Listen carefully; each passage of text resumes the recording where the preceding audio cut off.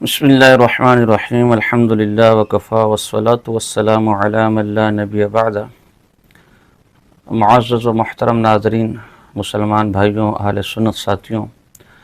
آج آپ کے سامنے آنے کا مقصد اپنی اور اپنے علماء، اساتذہ، ہم مسلک ساتھیوں اور دین اسلام کا درد رکھنے والوں، پاک پیغمبر صلی اللہ علیہ وسلم سے محبت کرنے والوں کی ترجمانی کے طور پر حاضر ہوا ہوں۔ آپ کے علم میں ہوگا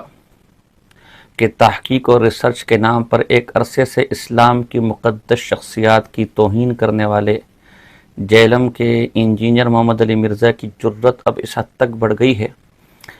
کہ اس نے پاک پیغمبر صلی اللہ علیہ وسلم کی شان میں جو دیدہ درہنی کی ہے، جو گستاخانہ الفاظ استعمال کیے ہیں، اسے سن کر ہر مسلمان کا دل خون کے آنسو رو رہا ہے۔ وہ لفظ اس قدر گھٹیا اور مقدس شخصیات کے متعلق اس قدر نیچ ہے کہ ہم اس کو بطور نقل بھی نقل کرنے کی جرت نہیں کر پا رہے۔ میں دل پر پتھر رکھ کر محض ریکارڈ کا حصہ بنانے کے لیے ان الفاظ کو آپ کے سامنے نقل کرتا ہوں کہ اس شخص نے عیسائیوں کے کندھے پر بندوق رکھ کر کس قسم کے الفاظ پاک پیغمبر صلی اللہ علیہ وسلم کے لیے استعمال کیے ہیں، ملاحظہ ہوں۔ اگر ایک شخص کرسچن ہے تو وہ میرے نبی کو دجال سمجھ رہا ہے، لیکن مجھے قرآن اجازت دے رہا ہے کہ میں اس کی عورت کے ساتھ شادی کر سکتا ہوں اگر وہ کسی کرسچن کی بیٹی ہے۔ سورۃ المائدہ کی آیت نمبر 5۔ ٹاپک یہ تھا، ٹاپک یہ نہیں تھا کہ یہ گالیاں دے رہے ہیں ہمارے پیغمبر کو، اور اس میں نے جملہ بولا کہ کرسچنز ہمارے پیغمبر کو نعوذ باللہ دجال سمجھتے ہیں، کہتے ہیں نہیں، میں نے بولا کہیں گے تو ان کے ساتھ کیا ہوگی۔ انسانی تاریخ کا سب سے کامیاب ترین انسان، آج پلانٹ ارتھ پہ 6 ارب لوگ ان کو پیغمبر ہی نہیں مانتے، 2 ارب کرسچنز انہیں دجال کہتے ہیں، نعوذ باللہ۔ حالانکہ خود عیسائی حضرات، کرسچن حضرات کی تردید آ چکی ہے کہ ہم نے قطعاً اس طرح کے خیالات کا نہ تو اظہار کیے پاک پیغمبر صلی اللہ علیہ وسلم کے لیے، نہ کہتے ہیں، نہ بولتے ہیں، نہ سمجھتے ہیں۔ اس شخص نے اپنے بڑے مرزا قادیانی کا طریقہ اختیار کیا۔ مرزا قادیانی بھی عیسائیوں کی رد کی آڑ میں حضرت عیسیٰ علیہ السلام کی بدترین توہین کرتا تھا،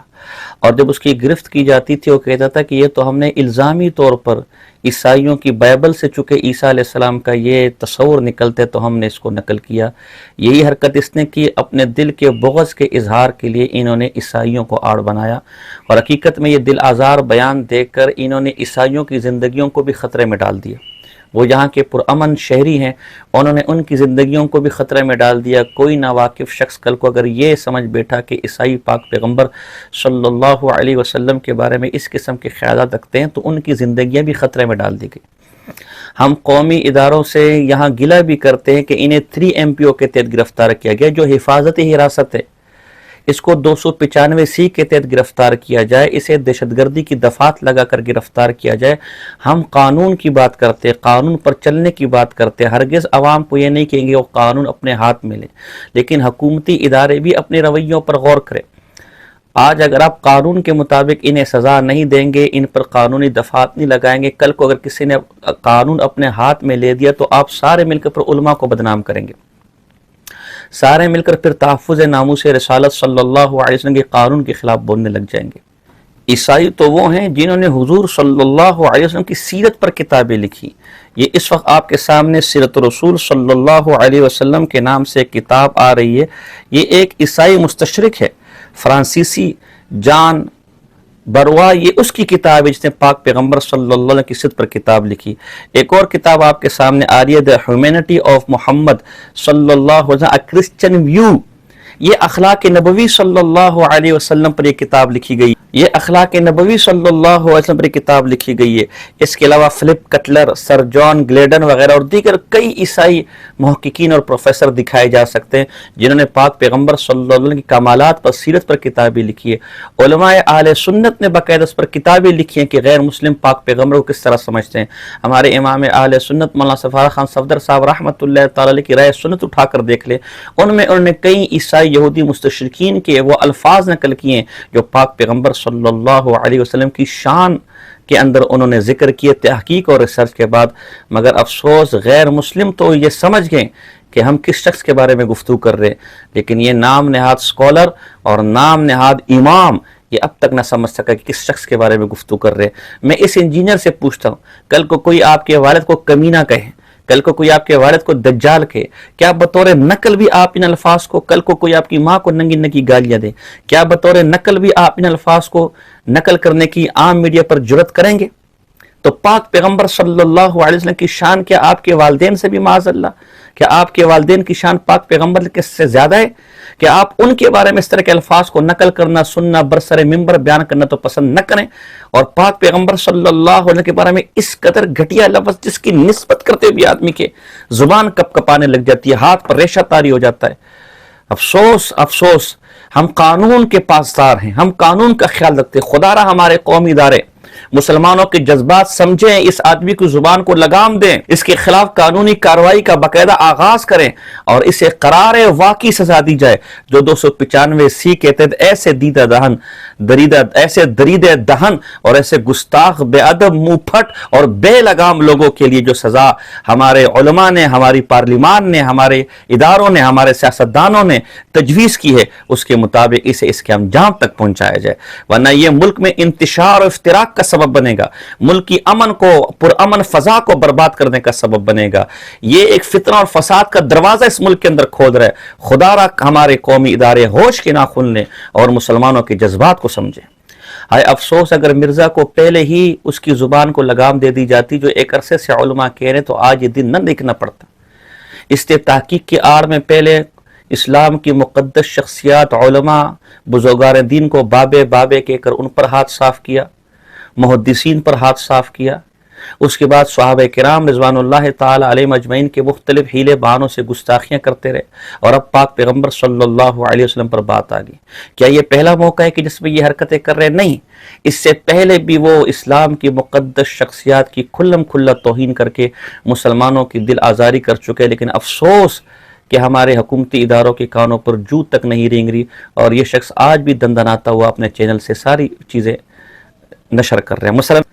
صحابہ کرام، انصار صحابہ کرام جن کی تقدیس کا ذکر خود قرآن مجید فرقان حمید میں انہیں لونڈے لپاڑے کہہ رہے ہیں، معاذ اللہ، الیاذ باللہ۔ کیا آج مجھے ملک کے وزیر اعظم کو چھوڑے لغت میں اس کا کیا مطلب ہے، ہمارے عرف میں اس کا کیا مطلب لیا جاتا ہے؟ کیا ہمارے ملک کے وزیر اعظم کو، کیا ہمارے سپہ سالار کو، کیا ہمارے اس ملک کو آزادی دینے والے جن کا ہم احترام کرتے ہیں، قائد اعظم محمد علی جناح، علامہ اقبال جو ہمارے قومی ہیرو ہیں، کیا ان کے لیے الفاظ استعمال کیے جا سکتے ہیں؟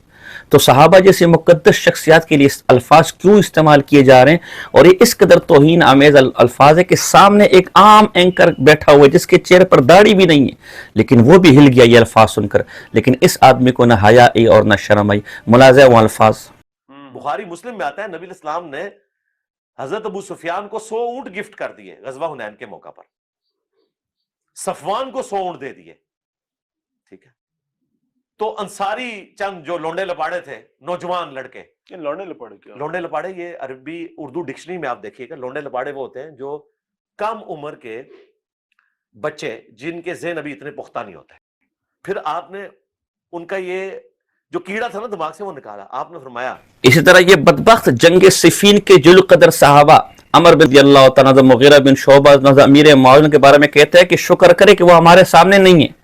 ورنہ ہم اپنی تلواروں سے ان کی گردنیں اڑاتے تھے، الیاذ باللہ۔ عمر بن عبدالعزیز تو یہ فرمائے کہ یہ وہ لوگ تھے جن کے خون سے اللہ نے ہماری تلواروں کو محفوظ رکھا، ہم اپنی زبانوں کو ان کی عیب جوئی سے کیوں گندا اور کیوں آلودہ کریں؟ لیکن یہ وہ بدبخت ہے جو ان صحابہ کے بارے میں کہتے کہ اگر یہ میرے سامنے ہوتے تو میں ان کے اوپر تلوار سونپ دیتا۔ آج اگر کوئی یہ کہے کہ شکر کر انجینئر مرزا کہ تو میری گولی کے سامنے نہیں ہے، اگر تو میری پستول کے سامنے ہوتا تو میں اپنی پستول سے تیرا گندا وجود چھلنی کر دیتا۔ ہر آدمی سے دہشت گردی کہے گا، ہر آدمی سے قانون توڑنا کہے گا، خدا جانے کتنے پرچے ایسے آدمی کے اوپر ہو جائے، لیکن یہ شخص اتنی جل قدر اشخاص کے بارے میں ایسی باتیں اور ایسے الفاظ استعمال کر رہے، اور کسی کو کوئی فکر ہمارے کسی قانونی ادارے کو نہیں ہو رہی۔ ملاحظہ اس کی یہ گستاخی۔ میں تو کہتا ہوں اہل صفین قبروں سے نکل آئے نا، اور ان نکلنے والوں میں حضرت معاویہ رضی اللہ تعالیٰ عنہ، عمر بن عاص رضی اللہ تعالیٰ عنہ اور مغیرہ ابن شعبہ رضی اللہ عنہ مجمعین ہی کیوں نہ ہو، تو ہم انہیں کہیں گے کہ حضرت ہماری قسمت اچھی ہے کہ ہم آپ کے زمانے میں نہیں، ورنہ آپ کے اوپر تلوار ہم سونت لیتے، اور آپ کی قسمت اچھی ہے کہ آپ ہم سے بچ گئے، تو اب آپ تلوار سے بچ گئے لیکن زبان اس طرح یہ بدبخت حضرت امیر معاویہ رضی اللہ تعالیٰ عنہ، جن کو پاک پیغمبر علیہ السلام نے ہادی مہدی کا، جن کے لیے پاک پیغمبر نے دعائیں کی، جو جلیل القدر صحابی ہیں، ان کے بارے میں یہ بدبخت کہتے کہ میرا دل انہیں رضی اللہ تعالیٰ عنہ کہنے کو نہیں کرتا، میں بامر مجبوری انہیں کہتا ہوں، اور انہوں نے علی کی شان کا خیال نہیں رکھا، وہ اس لائق ہی نہیں ہے کہ ان کے لیے کوئی دعا کی جائے، لیکن میں مجبور ہو کر ان کے لیے دعا کرتا ہوں۔ یہ انداز ایک جلیل القدر صحابی کے بارے میں کسی سنی کسی مسلمان کو ہو سکتا ہے جو یہ شخص امیر معاویہ رضی اللہ تعالیٰ عنہ کے بارے میں اپنا رہا ہے؟ ملاحظہ ہو، ہم نہیں کرنا چاہتا لیکن مجبوراً کرتا ہوں۔ مثلا حضرت معاویہ کو رضی اللہ عنہ کہنا، میں آج تک کہہ رہا ہوں، آندہ بھی کہوں گا، دل نہیں مانتا، لیکن علم کی دلیل کی وجہ سے میں اس کے سامنے ڈھیر ہو جاتا ہوں کہ نہیں یار، اگر انہوں نے اپنے دور خلافت میں حضرت علی کی صحابیت کا احترام نہیں کیا، ہم کم از کم رسول اللہ کی نسبت کی وجہ سے ان کی صحابیت کا احترام کریں کہ باوجود اس کے کہ ان کے اعمال کی وجہ سے امت پوری کو نقصان ہوا، اہل بیت کو تکلیفیں اٹھانی پڑیں، چلیں ہم ان کے لیے دعائیہ کلمات رضی اللہ عنہ کہہ دیتے ہیں۔ یہ میری غلطی ہے جو شاید قبر تک میرے ساتھ جائے، جس پہ میرا رجوع بھی نہ آئے۔ اس کے علاوہ بھی قریباً 2 درجن سے زیادہ گستاخیاں اس کے ہمارے پاس موجود ہیں، ہم وہ ریکارڈ دکھانے کے لیے تیار ہیں، لیکن چونکہ پھر ویڈیو دکھانے پر ویڈیو تفصیلی ہو جاتی ہے، ہم صرف ان کی طرف اشارہ کر رہے ہیں۔ یہ بدبخت خالد بن ولید رضی اللہ تعالیٰ عنہ جو اللہ کی تلوار ہیں، جنہوں کی برکت سے مسلمانوں کو کئی جنگوں میں فتح نصیب، اس وقت میرا موضوع نہیں ہے، ان کے بارے میں کہتے ہیں 1000 خالد بن ولید بھی ایک داڑھی منڈے یہودی کے سامنے کھڑے ہو جائے تو مقابلہ نہیں کر سکتے۔ حضرت ابو بکر صدیق کے بارے میں کہتے ہیں کہ سقیفہ بنی سعدہ میں ابو بکر صدیق کا انتخاب بہت بڑی غلطی تھی، جس کی وجہ سے امت کی بربادی اور خونریزی ہوئی، اگر ابو بکر نہ آج زندہ ہوں تو خود اس انتخاب پر خون کے آنسو روئے۔ ایک ویڈیو میں کہتے ہیں اسلام کی اصل سیاسی روح کے مطابق خلافت صرف سیدنا علی کا حق ہے، سب صحابہ کرام سے اللہ راضی نہیں، سب صحابہ کرام جنتی نہیں ہیں۔ فتح مکہ کے موقع پر اسلام قبول کرنے والے صحابہ کرام موت کے ڈر سے کلمہ پڑھنے والے تھے، آج موبائل دیکھ کر قرآن پڑھنے والے زبانی قرآن پڑھنے والے صحابہ سے افضل تھے۔ نبی کریم صلی اللہ علیہ کے زمانے کے بعد بہت سے صحابہ مرتد ہو گئے تھے، اور ایک جگہ بدبخت کہتے ہیں کہ جو نبی کے زمانے میں مرتد ہو جائے اسے تم لوگ صحابہ کہتے ہو، معاذ اللہ۔ کہتے ہیں وفات کے وقت نبی کریم صلی اللہ علیہ وسلم صحابہ کرام سے راضی نہیں تھے، ناراض تھے۔ حضرت علی رضی اللہ تعالی عنہ سے اختلاف کرنے والے صحابہ کے دل حضرت علی کے بارے میں صاف نہیں تھے۔ غرض کون گستاخیاں اس بدبخت کی پیش کروں؟ 2 درجن سے اوپر گستاخیاں جس کا ریکارڈ ہم پیش کرنے کو تیار ہے۔ اس نے علماء کو نہیں چھوڑا، محدثین کو نہیں چھوڑا، فقہاء کو نہیں چھوڑا، بزرگان دین کو نہیں چھوڑا، صحابہ کو نہیں چھوڑا۔ حضرت امیر معاویہ رضی اللہ کی جگہ جگہ تو ان کی ایک جگہ کہتے ہیں کہ تعریف قرآن کی روایت تو بی بی عائشہ سے ثابت ہے، صحابہ سے ثابت ہے، تو تعریف قرآن پر جو فتوی کفر کے تم معاذ اللہ روافظ پر لگاتے وہی انہی صحابہ پر بھی لگاؤ۔ اس بدبخت نے قرآن کو مشکوک کیا، اب پاک پیغمبر صلی اللہ علیہ کی ناموس پر یہ ہاتھ ڈالنا چاہتا ہے۔ میں اداروں سے پھر مطالبہ کرتا ہوں، ہم ان تمام چیزوں کی پرزور مذمت کرتے ہیں،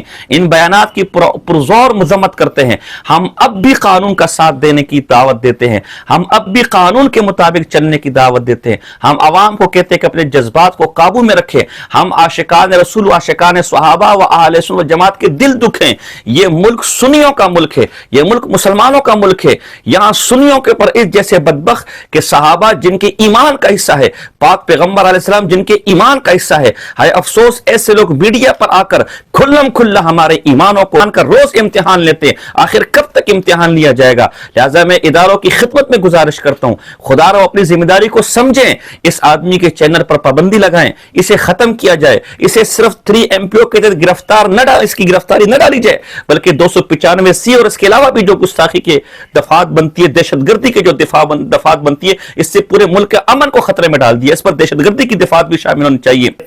ایسے مجرموں کو جو سزائیں حکومت نے، پارلیمان نے تجویز کی ہیں اور اس سے پہلے لوگوں کو دی جا چکی ہیں، انہیں اسی قرار واقعی سزا دی جائے تاکہ جو اس نے کروڑوں مسلمانوں کا دل دکھائے ان مسلمانوں کے دلوں کو سکون ملے، ورنہ کل کو خدا نخواستہ اگر کسی نے قانون اپنے ہاتھ میں لے لیا اور کوئی نقصان ہو گیا تو اس سب کی ذمہ داری حکومت وقت پر ہوگی۔ وما علینا الا